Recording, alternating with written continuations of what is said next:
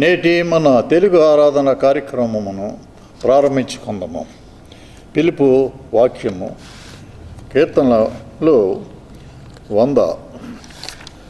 సమస్త దేశములారా యెహోవాకు ఉత్సాహధ్వని చేయుడి, సంతోషముతో యెహోవాను సేవించుడి. ఉత్సాహగానము చేయుచు ఆయన సన్నిధికి రండి. యెహోవాయే దేవుడని తెలుసుకొనిడి. ఆయనే మనలను పుట్టించెను, మనము ఆయన వారము, మనము ఆయన ప్రజలము, ఆయన మేపు గొర్రెలము.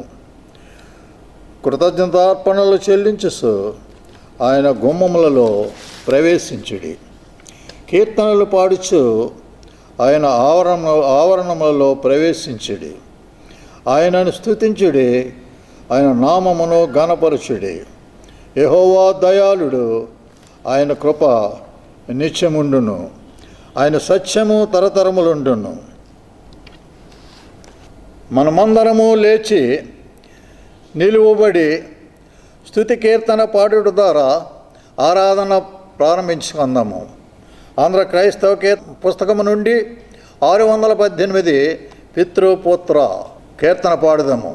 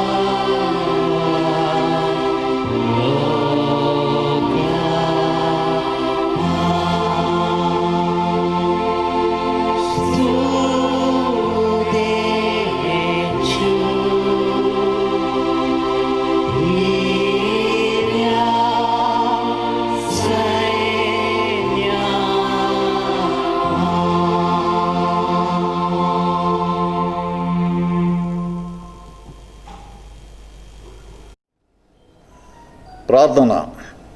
మమ్మలను మిక్కిలిగా ప్రేమించుచున్న పరలోకపు తండ్రి, మీ ఘనమైన నామునకు స్థితులు స్తోత్రములు చెల్లించున్నాము.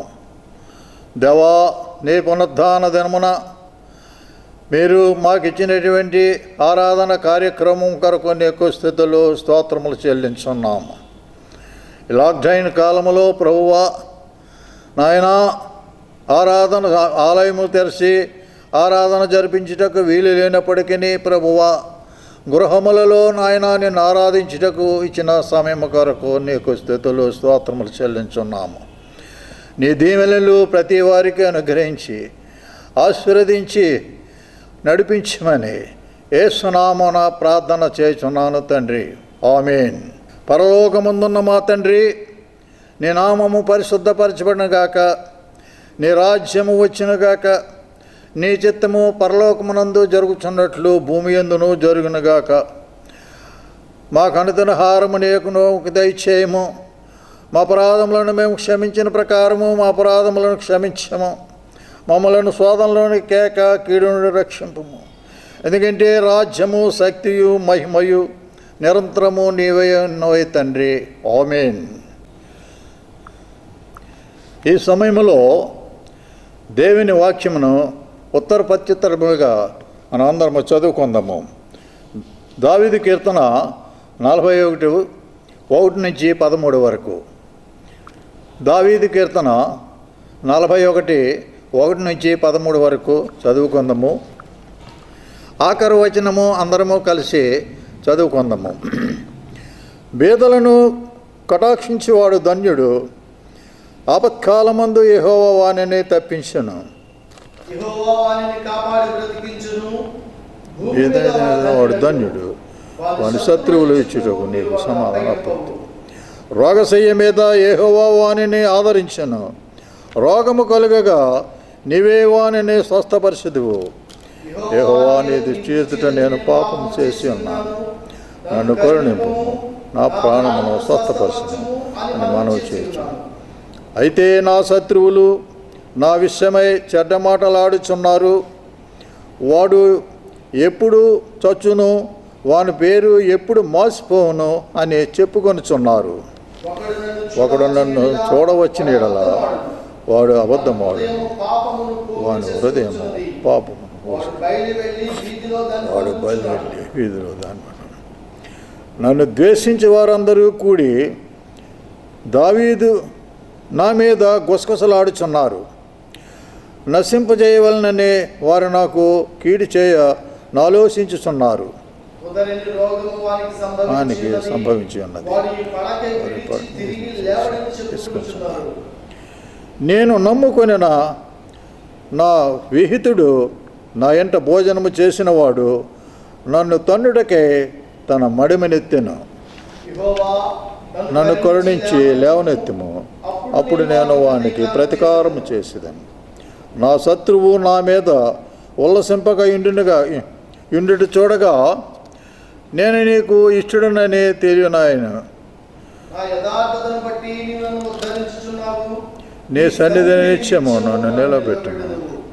ఇశ్రాయేలు దేవుడైన యెహోవా శాశ్వత కాలము నుండి శాశ్వత కాలము వరకు స్థితింపబడునుగాక.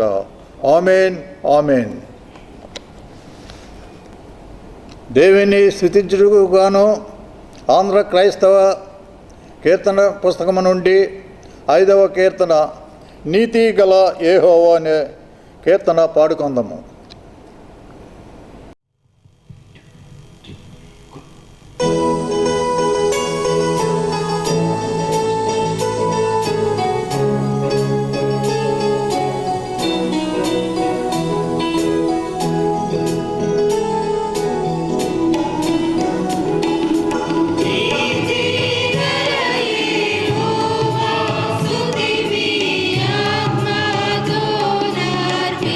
Jude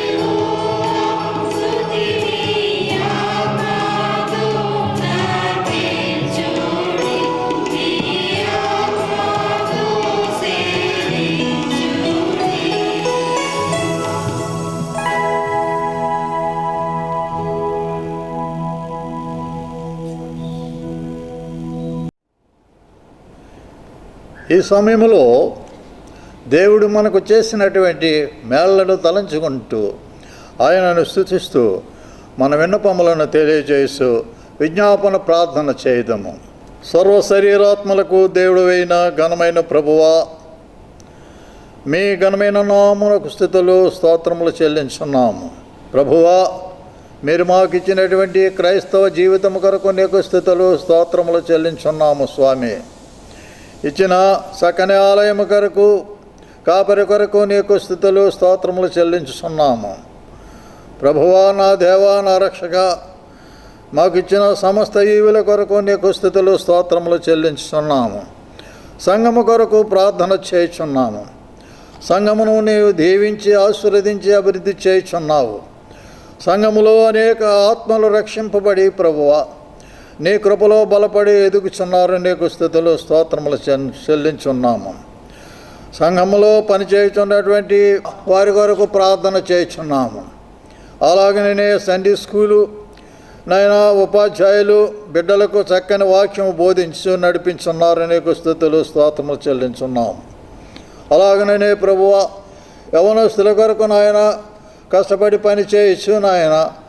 యవనస్తులను ప్రభువా వాక్యమనే కాడి కింద బలపరిచి నడిపించున్నారు.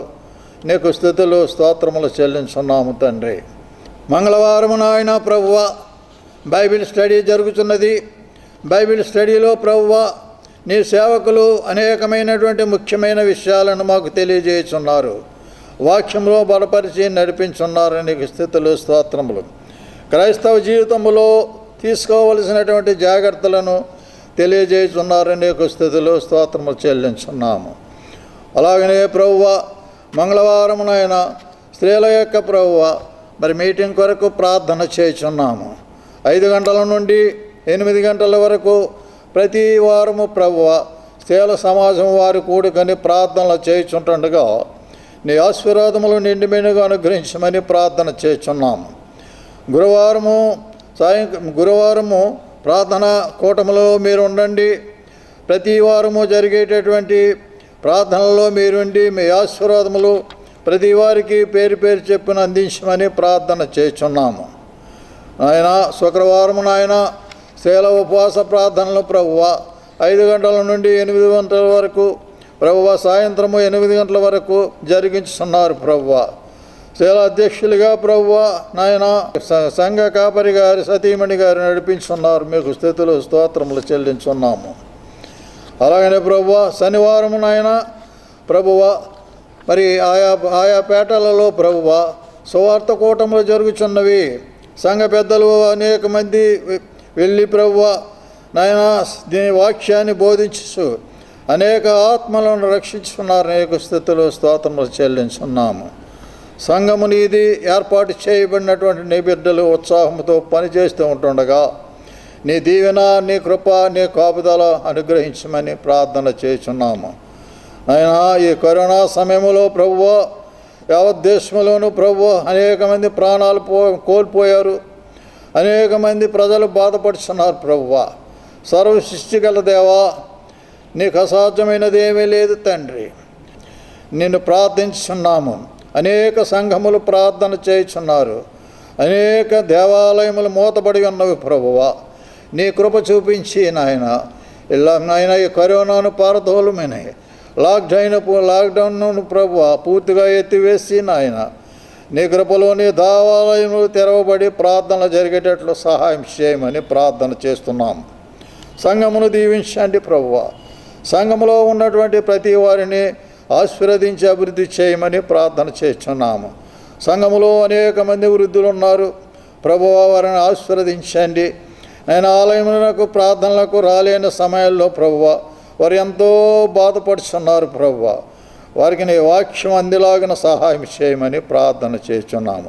యవన బిడ్డలను దీవించమని ప్రత్యేకంగా ప్రార్థన చేస్తున్నాను. వారి విద్యను అభ్యసించి ఉద్యోగం కొరకు ఎదురు చూస్తున్నటువంటి బిడ్డలకు ప్రభువా నీ నామం పేట మంచి జాబును అనుగ్రహించమని ప్రార్థన చేస్తున్నాము. నేను వివాహముల కొరకు ఎదురు చూస్తున్నటువంటి బిడ్డల కొరకు ప్రార్థన చేస్తున్నాను. ప్రభు నాయన సరైన సమయంలో సాటి అయిన సహాయం బిడ్డలకు అనుగ్రహించమని ప్రార్థన చేస్తున్నాము. విధవరాండ్ర కొరకు ప్రార్థన చేస్తున్నాను. భార్య లేని వారి కొరకు ప్రార్థన చేస్తున్నాను.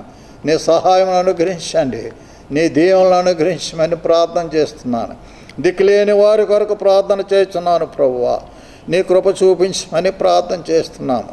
అనారోగ్యంతో నాయన సంఘము బిడ్డలు అనేక మంది బాధపడుతున్నారు ప్రభు. నీ గాయపడిన స్తమను చాపి ప్రభువా ఆ బిడ్డలను ముట్టి స్వస్థపరచమని ప్రార్థన చేస్తున్నాము. ఈ కరోనా సందర్భంలో ప్రభువా నాయన దేశము అల్లకల్లోలముగా ఉన్నది నాయన. ప్రపంచ దేశములను వణుకుచున్నవి ప్రభువా.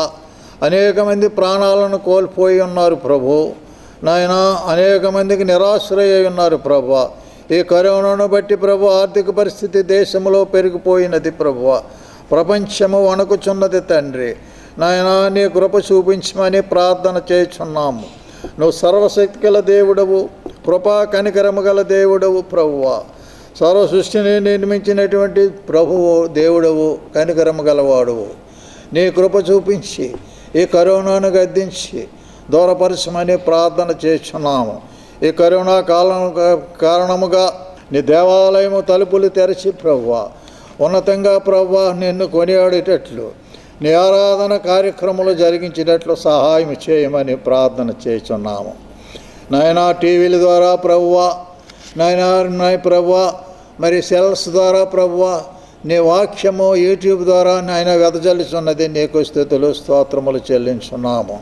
టీవీల్లో వచ్చినటువంటి ప్రోగ్రామ్స్ అనేక మంది నాయన చేస్తున్నటువంటి ప్రభువా దేవుని చెప్పుచున్నటువంటి దైవ వాక్యముల కొరకు నీకు స్తుతులు స్తోత్రములు చెల్లించున్నాము. వారిని దీవించండి, ఆశీర్వదించండి. అనేక సంవత్సరములు అనేక విషయములు ప్రభువా నీ బిడ్డలకు అందించేలాగా సహాయం చేయమని ప్రార్థన చేస్తున్నాము. కొండల్లోనూ కోణల్లోనూ ప్రభువా నీ సేవకులు తిరుగుతూ వాక్యం అందించుతున్నారు నాయన. సత్య ఆలయములు లేని ప్రాంతములు అనేకమైనవి ఉన్నవి ప్రభువా. దైవ సేవకులు లేని ప్రాంతములు అనేక చోట్ల ఉన్నారు. ఆయా ప్రాంతాలలో ప్రభువా నీ బిడ్డలు నాయన శ్రమించి వెళ్ళి ప్రభువా నీ వాక్యాన్ని బోధించి అనేక ఆత్మల కొరకు పాటుపడుచున్నారు. అనేక స్తుతులు స్తోత్రములు చెల్లించున్నాము. ప్రతి వారిని దీవించండి, ఆశీర్వదించండి. ఆయా కార్యక్రమాల్లో పాలు పొందుతున్నటువంటి ప్రతి కుటుంబమును ప్రేమించి ఆశీర్వదించి అభివృద్ధి చేయమని ప్రార్థన చేస్తున్నాము. నా ప్రభువా మా సంఘమును దీవించండి. మా సంఘములో నాయన కొదువులు ఉన్నవి ప్రభువా నాయన. మా సంఘములో ప్రభువా కొంతమంది అనారోగ్యముతో బాధపడుచున్నారు తండ్రి. వారిని నీ హస్తమును చాపి దీవించమని ప్రార్థన చేస్తున్నాను ప్రభువా. సంఘ ట్రెజరర్ గారు ప్రభు అనారోగ్యముతో ఉన్నారు ప్రభు నాయన. ఆయన్ని నీ హస్తము చాపి ముట్టి స్వస్థపరచమని ప్రార్థన చేస్తున్నాము. అలాగనే ప్రభువా రాజమన్నార్ గారి సతీమణి ప్రమేల రాజమన్నార్ గారు అనారోగ్యంతో ఉన్నారు ప్రభు నాయన. మరి మంచం మీద ఉండి బాధపడుచున్నారు ప్రభువా. నీ కృప చూపించి నెమ్మదిని అనుగ్రహించమని ప్రార్థన చేస్తున్నాము. అలాగనే ప్రభువా సంఘములో నాయన ఈ మధ్య కాలంలో కొంతమంది నాయన ఈ లోకం విడిచిపెట్టి నీ పిలుపునందుకొని వచ్చి ఉన్నారు. నీకు ఆయా కుటుంబములకు శాంతిని, సమాధానమును, ఓదార్పును అనుగ్రహించమని ప్రార్థన చేస్తున్నాము. యవనస్తుల కొరకు ప్రత్యేకంగా ప్రార్థన చేస్తున్నాను. సహాయం చేయండి. విద్యా ఉద్యోగములు అనుగ్రహించమని ప్రార్థన చేస్తున్నాము. అలాగనే ప్రభువా దిక్కులేని వారి కొరకు ప్రార్థన చేస్తున్నాము. ప్రభువా సహాయం చేయండి. నీ కృప చూపించమని ప్రార్థన చేస్తున్నాము.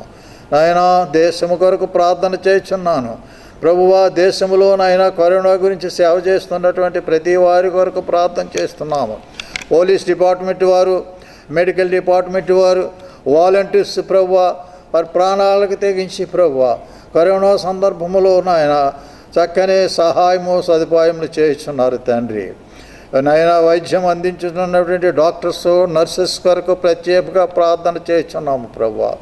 వారిని దీవించండి, వారిని బలపరచండి. నీ కృప, నీ సహాయం అనుగ్రహించండి. ఏ విధమైనటువంటి బలహీనత వారికి లేకుండా ప్రభువా నీ కృపలో భద్రపరిచి నడిపించమని ఆయురారోగ్యమును అనుగ్రహించమని ప్రార్థన చేస్తున్నాము.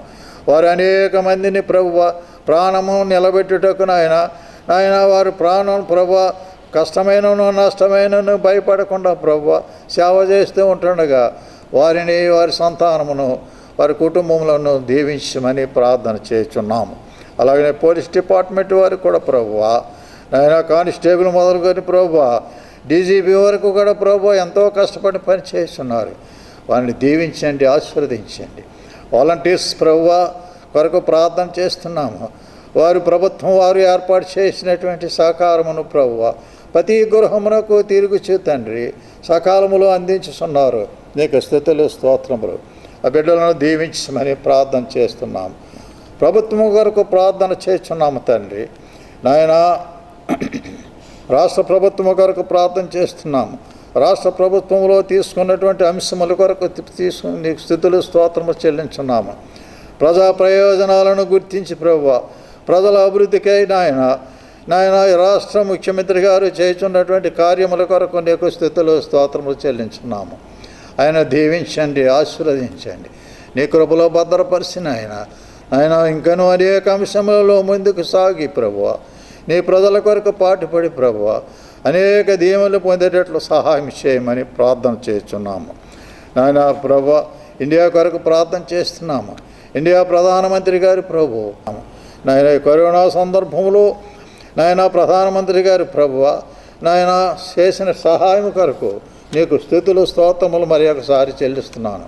ఆయన దీవించండి, నీ కృపలో భద్రపరచండి. నాయన దేశం మీది, రాష్ట్రం మీది, ప్రజలు మీవారు. నీ కృపలో అందరినీ కాపాడి నడిపించమని ప్రార్థన చేస్తున్నాము. యేసునామమున ప్రార్థన చేస్తున్నాను తండ్రి, ఆమేన్. ఈ సమయంలో పరిశుద్ధ గ్రంథము నుండి మనము జ్ఞానము కొరకు ఏర్పాటు చేయబడినటువంటి భాగము యెహోషువ 24వ అధ్యాయము 14-15 వచనములు చదువుకుందాము. కాబట్టి మీరు యెహోవా యందు భయభక్తులు గలవారై ఆయనను నిష్కపటముగాను సత్యముగాను సేవించు.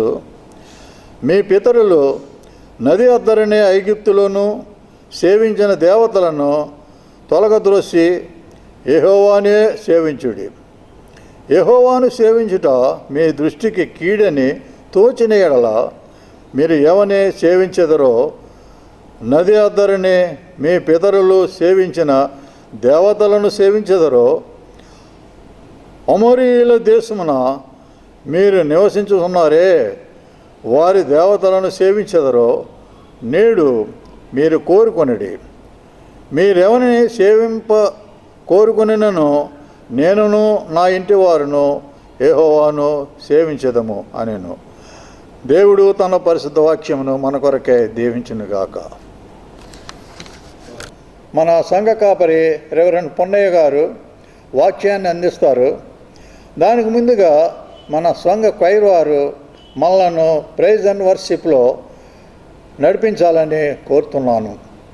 తదనంతరం మన కాపరి వాక్యాన్ని అందించి స్వస్థత ప్రార్థన, ముగింపు ప్రార్థనలతో ఈ కార్యక్రమాన్ని ముగించుకుందాం.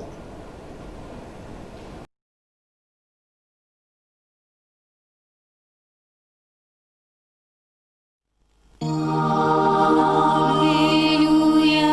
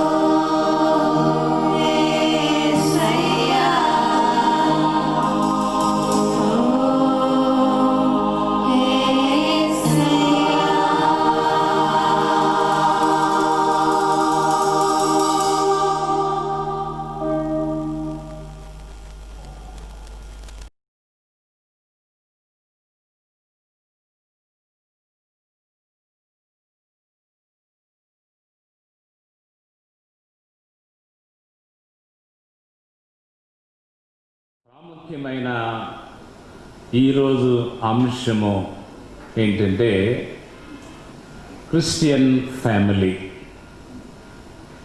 క్రైస్తవ కుటుంబము.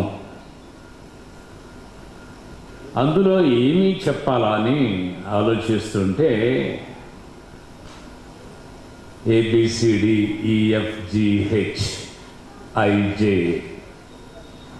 10 పాయింట్స్ ఆ అక్షరాల మీద చెప్పాలని నేను నడిపింపు కలిగి అలా సిద్ధపడ్డాను. ఈరోజైతే 5 విషయాలు మాత్రం, ABCDE, వీటి మీద ఈ అక్షరాలలో నుండి వచ్చేటటువంటి సందేశము చెప్పాలని నేను సిద్ధపడ్డాను. నేను గతంలో చాలాసార్లు చెప్పాను, నాకు హౌస్ విజిటింగ్ అనేది చాలా ఇష్టం. నా మినిస్ట్రీలో నేను ఎక్కువ ఇష్టపడే ఒక ప్రోగ్రాం ఏంటంటే హౌస్ విజిటింగ్. ఎందుకంటే నేనేదో ఇతరులకు సహాయం చేయాలని కాదు. హౌస్ విజిటింగ్కి వెళ్ళినప్పుడు నాకునో ఆ కుటుంబానికి ఆ సంబంధ బాంధవ్యము పెరుగుతుంది. అంతేకాదు, నాకేదైనా సమస్యలు ఉంటే ఆ కుటుంబంలో ఉన్న సమస్యలు వింటున్నప్పుడు అది నా సమస్య పెద్ద సమస్య కాదు అని చాలాసార్లు నేను ధైర్యం పొందాను. దేవుని సన్నిధిలో చెప్తున్నాను, ఏమీ అతిశయోక్తి కాదు చెప్పేది, అబద్ధం అసలే కాదు. ఎంతోమంది ఎన్నో రకాలుగా మరి ఇబ్బందుల్లో ఉన్నారు. ఇంత గొప్ప సాక్షి సమూహం నా వెంట ఉంది అని అనుకుంటాను. తర్వాత చాలామంది వారి మనస్సు ఇప్పి నాతో చాలా విషయాలు పంచుకుంటారు. నా మీద ఉన్న గౌరవమును బట్టి, నాకు ఇస్తున్న ప్రాధాన్యతను బట్టి నేను చాలా సంతోషిస్తున్నాను. ఎంతోమంది నా దగ్గర ఏడ్చిన వాళ్ళు ఉన్నారు. వాళ్ళ ప్రాబ్లమ్స్ను బట్టి, వాళ్ళ బాధను చెప్పుకున్న వాళ్ళు ఉన్నారు. అంటే పాస్టర్ గారు అంటే ఎంత అభిమానం ఉందో, గౌరవం ఉందో దాన్ని బట్టి నేను గ్రహిస్తాను. అదే సందర్భంగా చెప్తున్నాను, సుమారుగా ఒక 5,000 కుటుంబాలతో నాకు సంబంధం ఉంది. కనుక కొన్ని ఎగ్జాంపుల్స్ చెప్పినప్పుడు ఎవరు అఫెండ్ అవ్వద్దు. అది ఏ ఇంట్లో నుండైనా చెప్తాను, ఏ కుటుంబంలో నుండైనా అవ్వచ్చు. అలాగే సంఘంలో అనేక మంది ఉన్నప్పుడు అందరూ నా బిడ్డలుగానే నేను భావిస్తాను. సరే, ఉపోద్ఘాతంగా కొన్ని మాటలు ముందుగా చెప్పి తర్వాత ముందుకెళ్తాను. అందులో నా దగ్గర ఉన్న పుస్తకాలలో ఒక 5 పుస్తకాల టైటిల్స్ చెప్పి అందులో ఉన్న ఒకటి రెండు ప్రాముఖ్యమైన సారాంశము చెప్పి ముందుకు వెళతాను. డాక్టర్ రిచ్ మెల్హెమ్ అని ఒక ఆథర్ ఒక పుస్తకం రాశాడు. ఆ పుస్తకం ఏంటంటే title holding your family together. Holding your family together.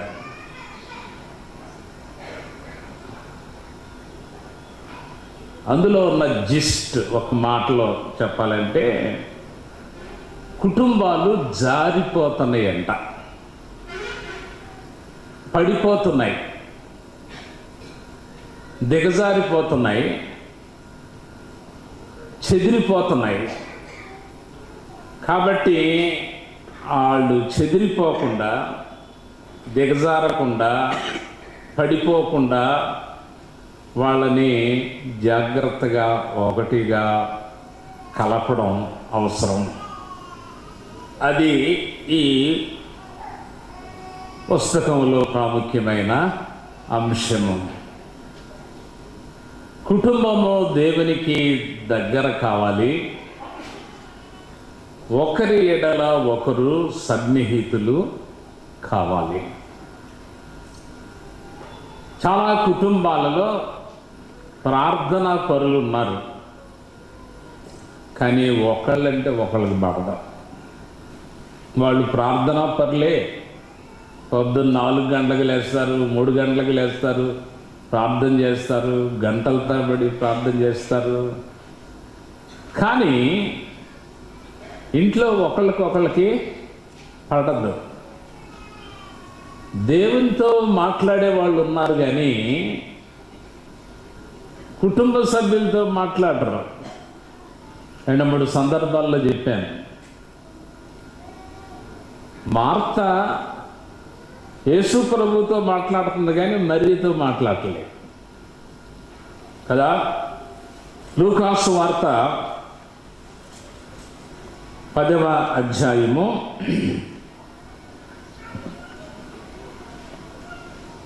40వ వచనం. లూకా 10:40. ప్రభువా, మార్త అంటుంది, నేను ఒంటరిగా పనిచేయుటకు నా సహోదరి నన్ను విడిచిపెట్టినందున నీకు చింత లేదా? నాకు సహాయము చేయుమని ఆమెతో చెప్పుమనెను. ఎందుకు ఈ మధ్యవర్తిత్వం? ఎందుకు? ఆయనే చెప్పచ్చు కదా. సిస్టరు, అక్కగారు, నాకు సహాయం చేయి అని అడగచ్చు కదా. అడగట్లేదు. యేసు ప్రభుతో మాట్లాడుతుంది, ప్రభుతో మాట్లాడుతుంది కానీ సహోదరితో మాట్లాడటం లేదు. ఇది జరుగుతుంది చాలా కుటుంబాలలో. పొద్దున్నే లేచి ప్రార్థన చేసేవాళ్ళు ఉన్నారు, రాత్రి అంతా ప్రార్థన చేసేవాళ్ళు ఉన్నారు. లేదని అనడం లేదు, కానీ వాళ్ళు కుటుంబ సభ్యులతో సన్నిహితంగా లేరు. ఇంకొక పుస్తకం, గ్యారీ చాప్మెన్ అని ఒక ఆథర్ ఒక పుస్తకం రాశాడు. ఆ టైటిల్ పేరు ఏంటంటే డెస్పరేట్ మ్యారేజెస్. అది టైటిల్, డెస్పరేట్ మ్యారేజెస్. తెలుగులో చెప్పాలంటే నిరాశ పెండ్లిండ్లు. అది చాలా పెండ్లిండ్లు సంతోషంగా లేవు, నిరాశతో ఉన్నారు. పెండ్లిండ్లలో నిరాశ అవసరం లేదు, నిరీక్షణ, స్వస్థత కావాలి. అది ఆయన ఉద్దేశం. చాలా కుటుంబాలు నిరాశతో ఉన్నాయి. ఈ మధ్య నేను గమనిస్తున్నాను, కొంతమంది పెళ్ళిళ్ళు చేసుకోవడానికి ఇష్టపడటం లా. ఎందుకంటే జరుగుతున్న విషయాలు చూస్తున్నారు.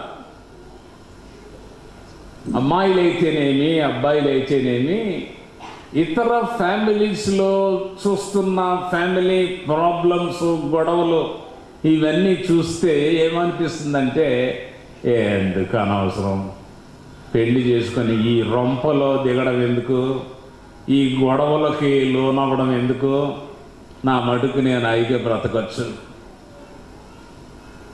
అనే ధోరణిలోకి వస్తున్నారు. ఎందుకు పెళ్ళిళ్ళు వద్దంటున్నారు అంటే, అనేక కుటుంబాలలో నిరాశ చూస్తున్నారండి. ఇంతే కదా ఇంకా పెళ్ళి అంటే. భర్తతో కొట్టించుకోవాలా, భర్తతో తిట్టించుకోవాలా, ఎందుకు వచ్చింది కూడా. నేను ఇండిపెండెంట్గా ఉంటే నా బ్రతుకు నేను బ్రతకచ్చు. వాడు ఎవడో వాడు చేసుకొని వాడి చేత తన్నులు తినడం ఏంటి, నా డబ్బులు తీసుకెళ్ళిపోయి వాడికి ఇవ్వడం ఏంటి, వాడేమో నా మీద పెత్తనం చేయడం ఏంటి, ఎందుకు ఇది అవసరమా అనే పరిస్థితిలోకి వస్తున్నారు. పెళ్లి చేసుకుంటే నా స్వేచ్ఛ పోతుంది.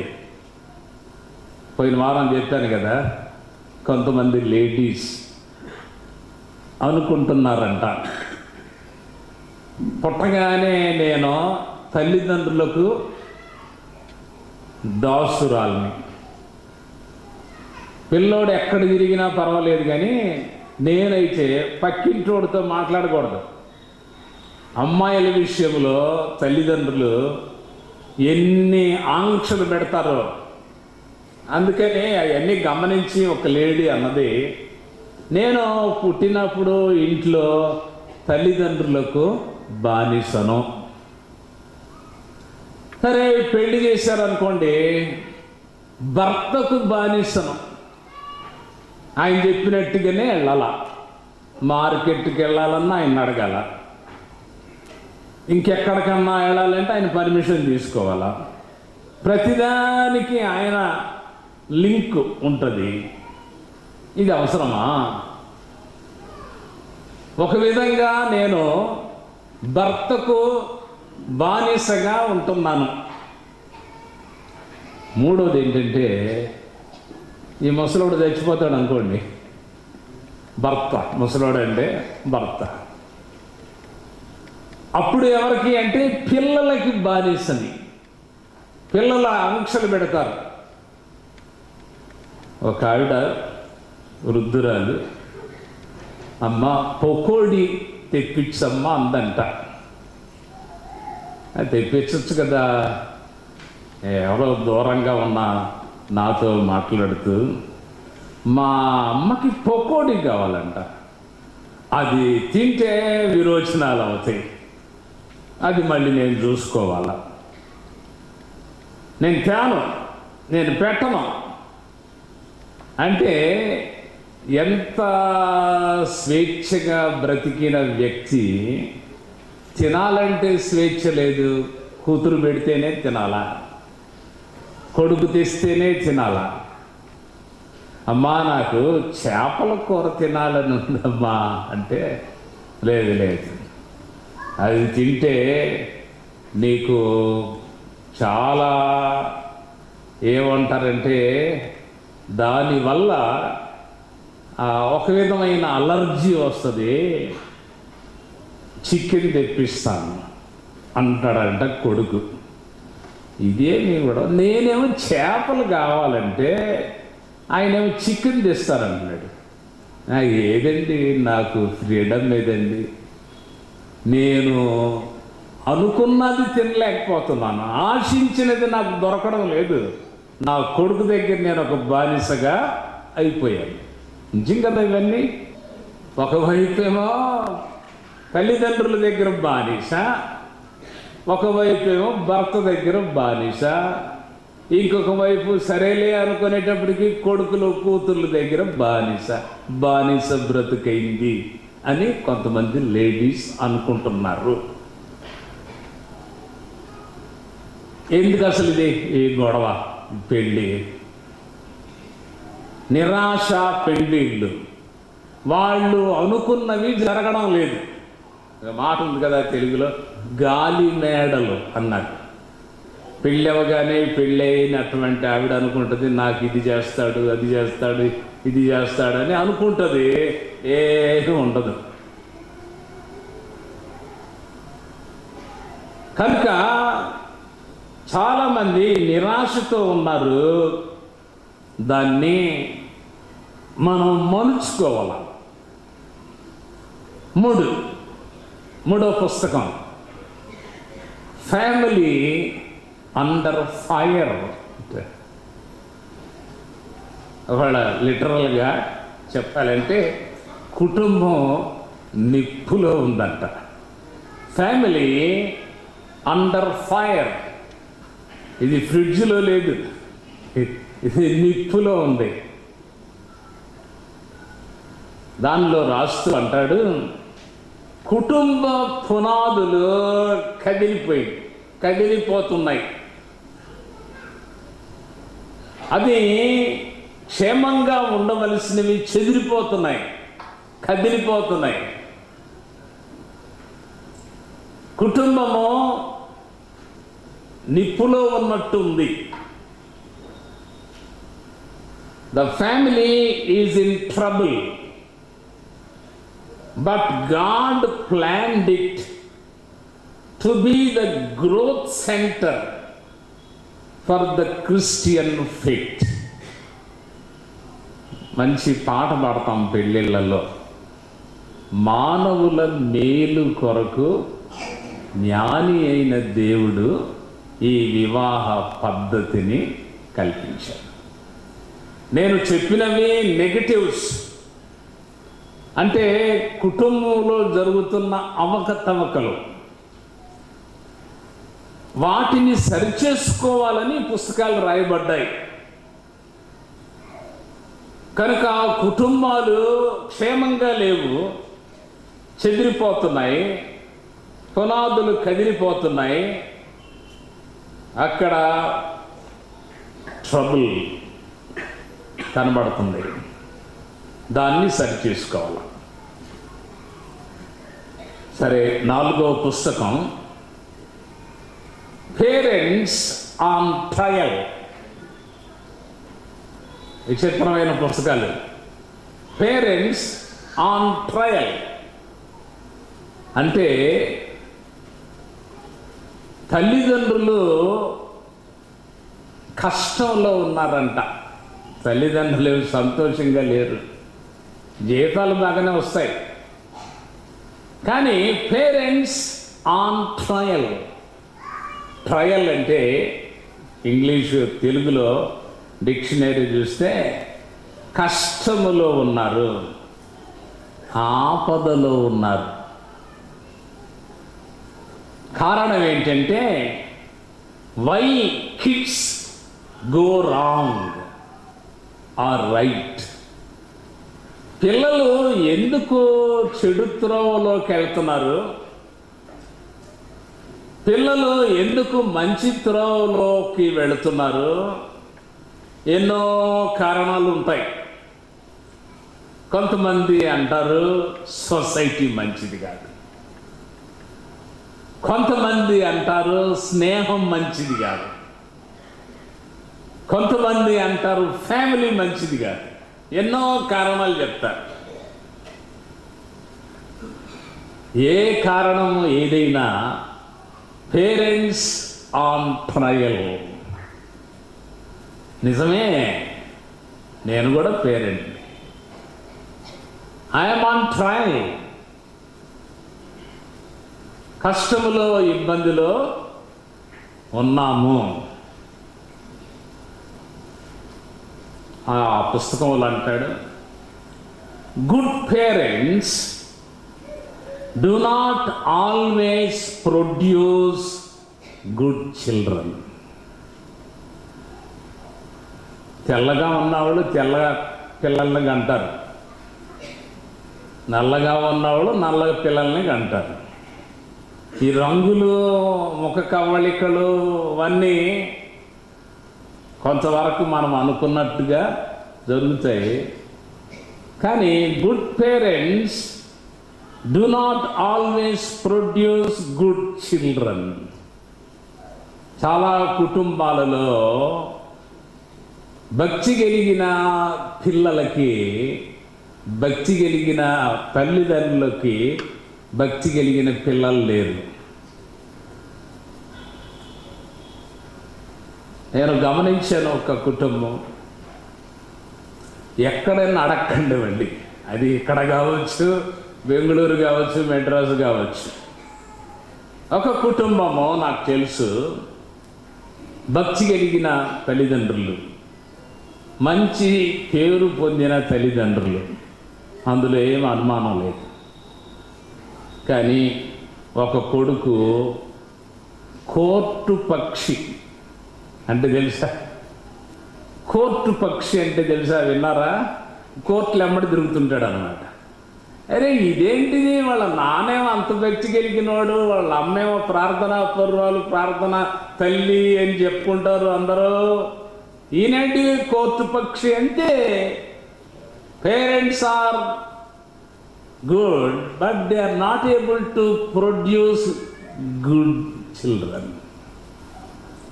ఒక ఆయన కోర్టు పక్షి. అబద్ధాలు చెప్పడం లేదని చెప్తున్నాను ముందుగానే, కల్పించి చెప్పడం లేదు. అది కూడా ఎలాగన్నారండి పేరెంట్స్ అని అనుకుంటారు. ఇది పేరెంట్స్కి ఎంత బాధగా ఉంటుంది. నా ద్వారా ఎంతోమంది మేలు పొందారు, నేను ఎంతోమందికి టీచ్ చేశాను, నేను ఎంతోమందిని సన్మార్గంలో పెంచాను, ఎంతోమందికి విద్యను అభ్యసింపజేశాను, నా దగ్గర చదువుకున్న వాళ్ళు పెద్ద పెద్ద ఉద్యోగస్తులు అయిపోయారు, మంచి మంచి స్థితిగతుల్లో ఉన్నారు, నా పిల్లలేంటి ఈ గతిలో ఉన్నారు అని పేరెంట్స్ బాధపడుతున్నారు. పేరెంట్స్ ఆన్ ట్రయల్, కష్టంలో ఉన్నారు, దాన్ని సరి చేసుకోవాలి. చివరిగా ఇంకొక పుస్తకం, కొన్ని పుస్తకాలలో పేర్లు చెప్పారంతే. మనకి బాగా అలవాటైన ఒక మాట ప్రాడిగల్ సన్ కదా, తప్పిపోయిన కుమారుడు. అది కాదు ఇక్కడ, ద ప్రాడిగల్ బ్రదర్. ఇది ఈ పుస్తకం టైటిల్. తప్పిపోయిన సోదరుడు. సోదరులు చాలామంది తప్పిపోయారు, తప్పిపోతున్నారు. ఇంట్లో ఒకళ్ళకి పడదు. ఈ తప్పిపోయిన కుమారుడు విషయము మనం చూస్తే బయట ఉన్నాడు. He is away from home. సరే వచ్చాడు. Another brother is away from home. ఇంకొకడు ఉంటే వాడేం బయటికి పోయాడు. వీడు వచ్చాడులే అనుకుంటే వాడు బయటికి వెళ్ళిపోయాడు. కొంతకాలం పెద్దవాడు దగ్గర ఉన్నాడు, ఇంట్లో ఉన్నాడులే అనుకుంటే చిన్నోడు లేడు. ఇది కొన్ని ఫ్యామిలీస్లో ఒకళ్ళకొకళ్ళకి పడదు. We are all far from home. చాలాసార్లు మనం ఇంటికి దూరంగా ఉన్నాము. అటు ఉద్యోగాల వల్ల కాదండి, పడక, ఒకళ్ళకొకళ్ళకి గిట్టక, ఒకళ్ళొకళ్ళు కలుసుకోవడం లేదు. There are many prodigal brothers. ఆయన బ్రదర్ అని రాశాడు. There are many prodigal sisters.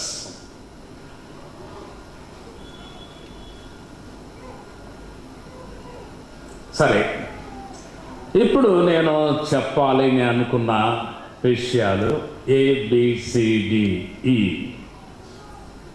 ఫ్యామిలీలో ఏ అంటే యాక్సెప్టింగ్ ద లార్డ్. కుటుంబములో మంచి కుటుంబము అంటే సంతోషకరమైన కుటుంబము అయితే ఆ కుటుంబములో ఉన్నవారు యేసు ప్రభువుని అంగీకరించిన వారుగా ఉండాలి.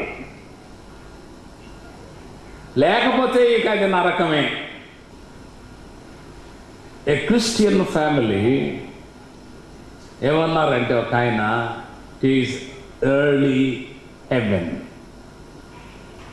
క్రైస్తవ కుటుంబం అంటే ఎలా ఉండాలంటే, పరలోకం ఎలా ఉండదో మనకు తెలియదు, మనం వెళ్ళలేదు కదా. ఇంకా క్రిస్టియన్ ఫ్యామిలీ అంటే పరలోకపు ఆ రుచి చూపించాల. Early haven.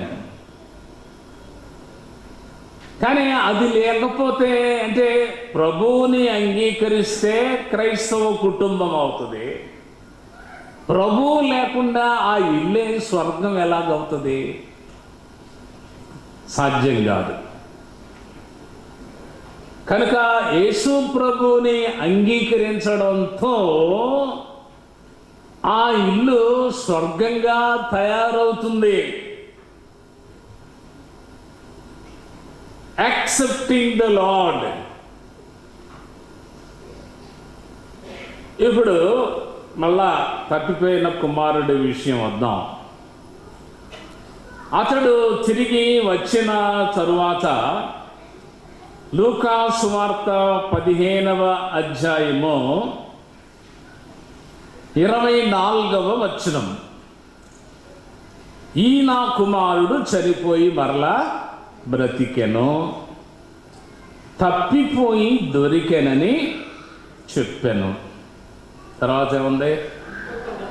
అంతటా వారు సంతోషపడసాగిరి. కుమారుడు వచ్చిన తర్వాత వారు సంతోషపడసాగిరి. అంటే అది వరకు ఏమీ సంతోషం లేదన్నమాట. ఎవరైనా పిల్లలు ఇల్లు వదిలిపెట్టి పోతే సంతోషం ఉంటుందండి.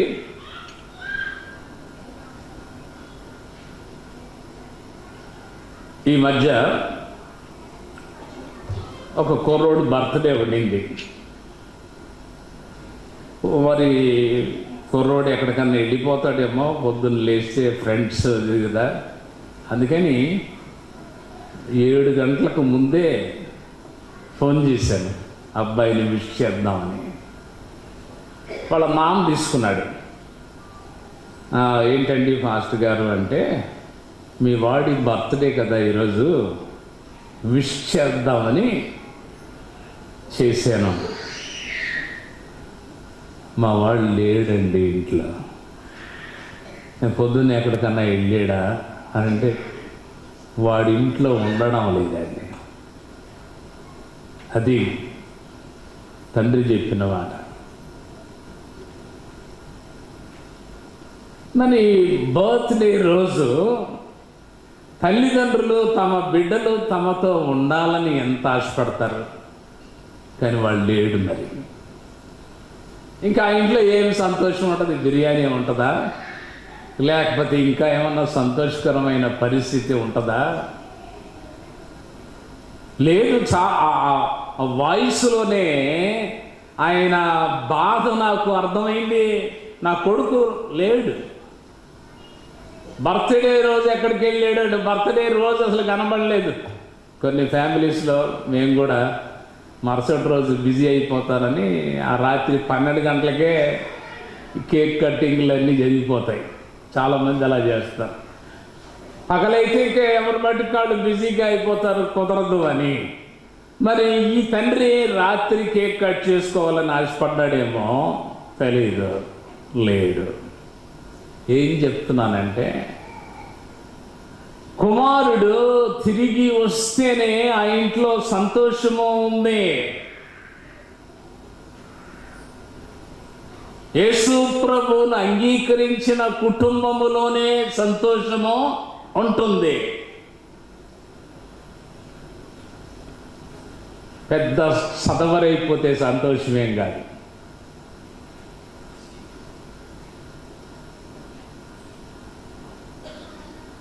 మా బంధువుల ఇంట్లో ఒక కుర్రోడు బాగా చదువుతాడు. వాళ్ళ నాన్న అన్నం తింటూ అరే ఒక గ్లాసు నీళ్ళు అని అన్నాడంట. ఈయన చదువుతున్నాడు, అప్పుడు చదవరు కదా. ఏంటి బుద్ధి ఉందా నీకు, చదివేటప్పుడు నన్ను డిస్టర్బ్ చేస్తావా? ఎవడికి కావాలండి చదువు? తండ్రికి ఒక గ్లాసు నీళ్లు ఇవ్వలేనటువంటి ఆ చదువు ఎందుకు? చదివేది ఆయన డబ్బుతోనే. ఆయన చాలాసార్లు అనేవాడు, రే ఉడికిన పప్పులోకి ఉప్పు తేలేవరాను. అంటే దాని అర్థం ఏంటో అంటే, ఉడికిన పప్పు కంటే కొంచెం తక్కువ ఉప్పు అవుతుందేమో.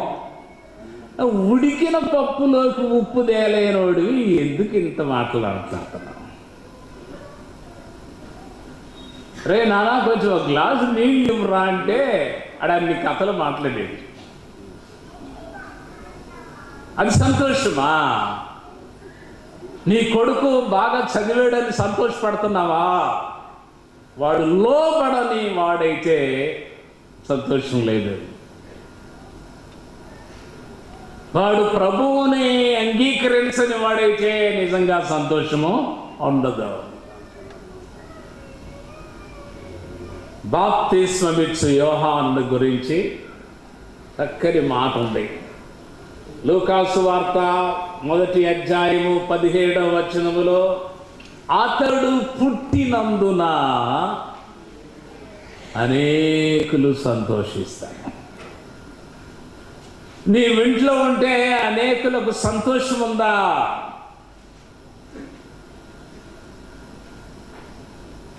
ప్రతి కుటుంబములో యేసు ప్రభువుని అంగీకరించిన వారు ఉండాలి. అది మన ఆశగా, ప్రార్థనగా ఉండాలి. 2 బి కదా, Bible should be the guide to the family. Bible కుటుంబములో మనల్ని నడిపించేటటువంటి సాధనం, మార్గదర్శి బైబిలుగా ఉండాలి. Any party will have principles. Any organisation will have its constitution. ఏదైనా ఒక సంస్థ ఉంటే, ఒక పార్టీ ఉంటే దానికంటూ కొన్ని సూత్రాలు, సిద్ధాంతాలు ఉంటాయి. మరి మనకేం సిద్ధాంతం ఉండదా? క్రైస్తవ కుటుంబం అంటే మనకేమి సిద్ధాంతాలు ఏమి ఉండవా? This is the guide for hour Christian family.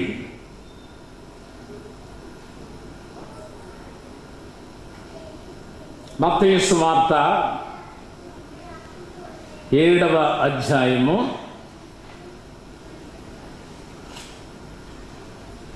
24వ వచనం. నేను చెప్పాను కదా, ABCD J వరకు మాట్లాడతాను. అది ఈరోజు కుదరకపోతే వచ్చే వారం కుదరకపోతే తర్వాత వారం. కనుక నేనేం హడావిడి పడడం లేదు. ఎంతవరకు చెప్పగలను అంతవరకు చెప్పి టైంకు ముగిస్తాను. 12:30కు ముగిస్తాను. మత్తయి సువార్త 7వ అధ్యాయము 24వ వచనంలో, కాబట్టి ఈ నా మాటలు విని వాటి చొప్పున చేయు ప్రతివాడు బండ మీద తన ఇల్లు కట్టుకొనిన బుద్ధిమంతుని పోలి ఉండును. వాన కురిసెను, వరదలు వచ్చెను, గాలి విసిరి ఆ ఇంటి మీద కొట్టెను గాని దాని పునాది బండ మీద వేయబడిన గనుక అది పడలేదు. ఇది కేవలం ఒక ఉదాహరణ. అంటే this is not about building, but this is about home. కుటుంబమును గురించి చెప్పబడింది. దేవుని మాటల ఆధారంగా కుటుంబము కట్టబెడితే ఆ కుటుంబము వానలు వచ్చినా, వరదలు వచ్చినా, తుఫానులు వచ్చినా అది పడదు. కనుక మనకి పునాది ఏంటి? డబ్బు కాదు పునాది, ఇతరితరవి కాదు మనకు పునాది. Word of God is the base, is the foundation for hour Christian family.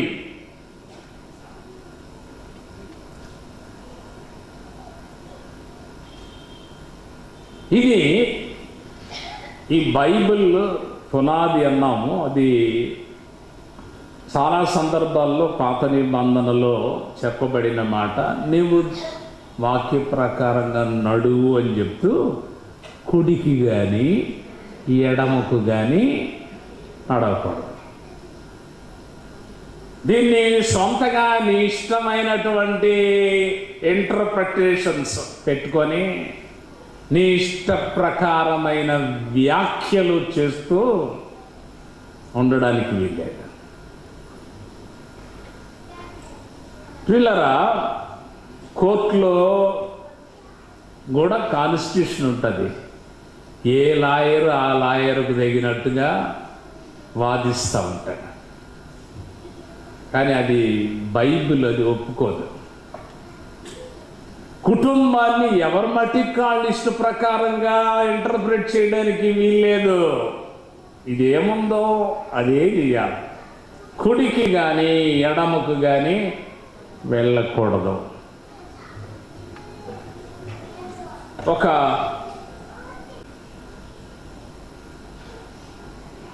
ఆ సర్వేలో ఏం తేలిందంటే only 1 out of 400 marriages ends in divorce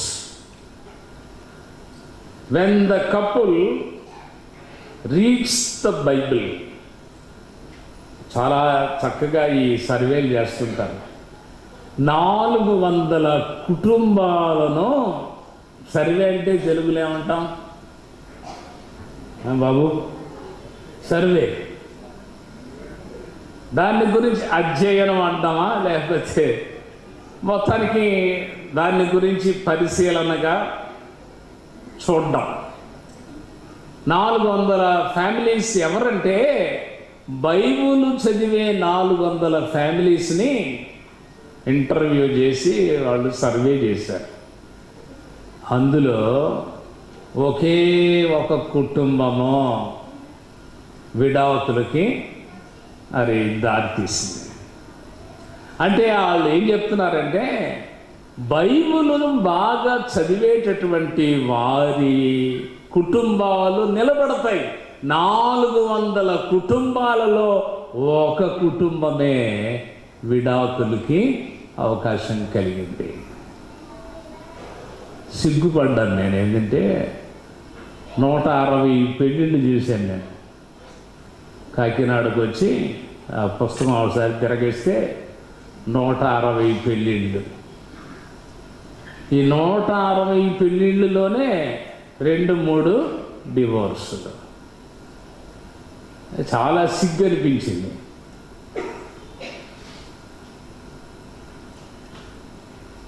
సరే, విడాకులు తీసుకోకుండా వాళ్ళని కౌన్సిలింగ్ కూడా చేయడం జరిగింది.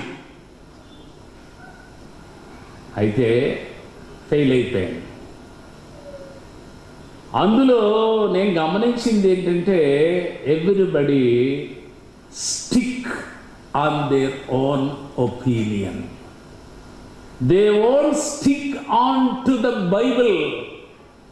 బైబిల్ ఏం చెప్తుందో అది వాళ్ళు పక్కన పెట్టేస్తున్నారు అంతే.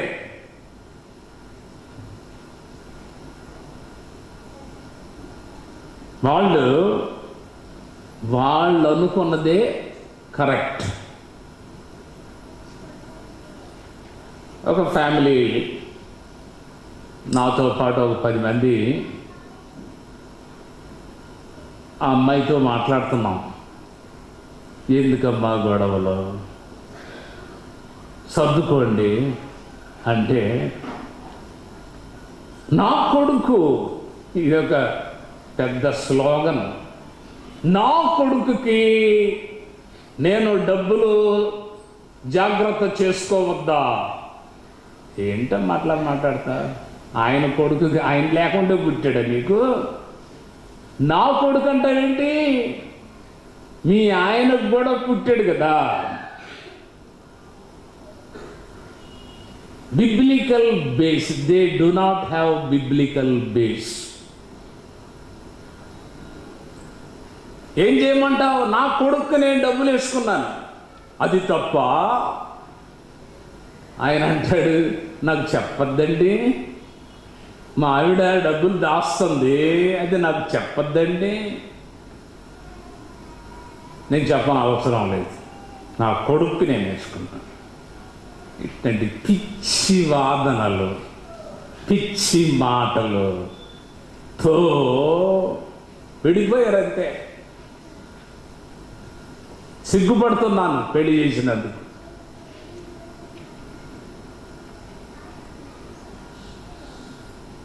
నూట 60 పెళ్ళిళ్ళల్లోనే 2-3 విడాకులంటే అది నాకు చాలా అవమానం.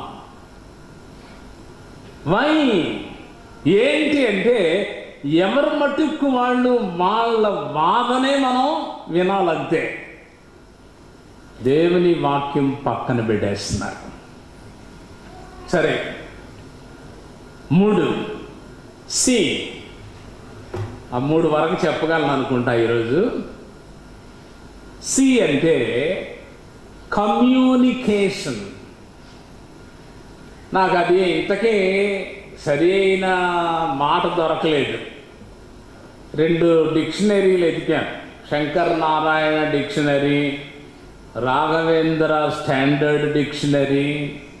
ఈ డిక్షనరీలో కమ్యూనికేషన్ అంటే ఏం వాడారు, ఏం చెప్పారు? ఇంగ్లీష్లో ఈజీగా ఉంది కమ్యూనికేషన్, తెలుగులో దాన్ని వివరిస్తున్నారు కానీ సరైన మాట లేదు. ఏంటి అంటే, శంకర నారాయణ డిక్షనరీలో చెప్పాడు, కలిసి సంభాషించుట, అది కమ్యూనికేషన్ అంటే. కలిసి సంభాషించుట, సహవాసము చేయుట, ఉత్తర ప్రత్యుత్తరాలు నడుపుట, ధారాళముగా మనస్సు తెలుపుచూ మాట్లాడుట, ఈ కమ్యూనికేషన్. ఈ రాఘవేంద్ర స్టాండర్డ్ డిక్షనరీలో ఉంది, మాటల ద్వారా, రాతల ద్వారా, ఇతర మార్గాల ద్వారా సమాచారము అందజేయుట, సంబంధం కలిగించే సాధనము కమ్యూనికేషన్. ఈ పుస్తకం పాల్ మేయర్ అని ఆ పుస్తకం లైన్ రాస్తాడు, if they can correct their communication, they need not go to pastor or psychiatrist. ఇక్కడ ఈ పుస్తకంలో ఈయన అంటాడు, ఈ సంబంధ బాంధవ్యాలు సరిగ్గా లేకపోతే పాస్టర్ దగ్గరికి వెళ్తారు. సరే, ఈ గొడవ అవసరం లేదు, అక్కడికి వెళ్ళొద్దు, ఇక్కడికి వెళ్ళొద్దు. మీరు మీ communication, you correct your communication. If there is corrected, if that is corrected, that person need not go to pastor or psychiatrist. సరే, ఈ కమ్యూనికేషన్, ఈ సంభాషణలో ఒప్పుకోవాలి మరి. కొన్ని యథార్థంగా చాలామంది వంట సత్యం మాట్లాడడం,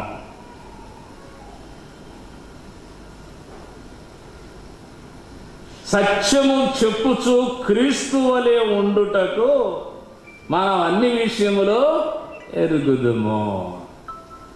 తర్వాత ఈ కమ్యూనికేషన్లో మాట్లాడుకునే దానిలో కోపము కంట్రోల్ చేసుకోలేకపోతున్నామంట. నోటికొచ్చింది మాట్లాడటమే. అప్పుడు చూడాలి మన టెంపర్, మన స్థాయి. కోపం వచ్చినప్పుడు ఇంగ్లీష్ బలి మాట్లాడతారంట. కోపం వచ్చినప్పుడు ఇంగ్లీష్ మంచిగా మాట్లాడతారు. కోపం వచ్చినప్పుడు మంచి స్పీచ్ ఇస్తారంట. అనుభవజ్ఞులు చెప్తున్న మాటలు అవి. తర్వాత ఈ కమ్యూనికేషన్లో గమనించండి, ఎవరి మట్టికి వాళ్ళు. నేను ముందే చెప్పాను, I'm not a perfect family man. నేనేం పరిపూర్ణుడు కాదు. అది దేవుని సమక్షంలో చెప్తున్నా. అన్నిట్లో చాలా పర్ఫెక్ట్గా ఉన్నానని నేను చెప్పను. టైంలో పర్ఫెక్ట్, ఐఎమ్ ఆల్వేస్ పర్ఫెక్ట్. కానీ మిగిలిన విషయంలో I'm not perfect. I'm growing for perfection. ప్రియులారా, ఈ కమ్యూనికేషన్, ఈ సంభాషణలో కోప్పడతారనుకోండి, కోపిష్టి, నువ్వు కోపిష్టి అని ముద్రేయడం కాదు. ఆ కోపం ఎందుకు వచ్చింది అని ఆలోచించాను. ఏ కారణం వలన కావచ్చో కొట్టుకోవద్దండి. సరే, కొట్టాడు అనుకోండి, నేను ముందే చెప్తున్నాను కదా, కొడితే నేను ఒప్పుకోను. కొట్టాడంటే నువ్వు ఆలోచించాల్సిందే, ఎందుకు కొట్టాడు, కొట్టేదాకా నువ్వు ఎందుకు తీసుకొచ్చావు. కొన్నిసార్లు కొంతమంది వాగుతూ ఉంటారు. కొట్టమంటే ఇంకా వాగుతారు, ఇంకా ఎక్కువ వాగుతారు. బాగా ఎక్కిస్తూ అనిపించారు. మానచ్చు కదా, అది మానరు. ఒక వ్యక్తి కోపపడ్డాడు అంటే దాని కారణం వెదకాలంట. నా ఉసురు నీకు తగులుద్ది అని శారా అన్నది. గమనించండి, ఏంటంటే కొన్నిసార్లు ఏజ్ డిఫరెన్స్ కూడా. ఆయనకేమో 100, ఈమెకేమో 90. 10 సంవత్సరాల డిఫరెన్స్ ఉంది. ఈ డిఫరెన్స్ను బట్టి ఆయన లెవెల్ ఆయనకుంటుంది, ఆయన ఆధ్యాత్మిక లెవెల్ ఆయనకుంటుంది, ఈమె లెవెల్ కిందకుంటుంది.